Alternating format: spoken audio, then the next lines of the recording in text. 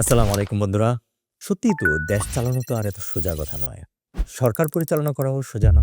১ম এ নির্বাচনের আগে মানুষের দ্বারে ঘুরতে হয়, ভোট চাইতে হয়, কত মিথ্যা আশ্বাস দিতে হয়। তারপর নির্বাচিত হয়ে সরকার হলে সব ভুলে যেতে হয়। আবার যে মানুষরা ভোট দিয়েছিল তাদের সাথে দুর্নীতি করতে হয়। মজা করছিলাম আরকি। আসলে ঠিক মজা নয়। বরং মজার ছলে আমাদের গণতান্ত্রিক দেশে যা হয় তাই বলছিলাম আরকি। কিন্তু কি হবে যখন কোন সরকার নির্বাচন ছাড়াই গদিতে বসে যাবে? তখন কি দুর্নীতি হবে নাকি সংস্কার হবে? এই প্রশ্নের উত্তর জানতে হলে যেতে হবে ১/১১ সরকারের কাছে। ১/১১ সরকার বাংলাদেশের ইতিহাসে গুরুত্বপূর্ণ অধ্যায়। এই সরকার দেশের রাজনৈতিক অবস্থা থেকে শুরু করে ক্ষমতা ও শাসন ব্যবস্থার ভিত নাড়িয়ে দেয়।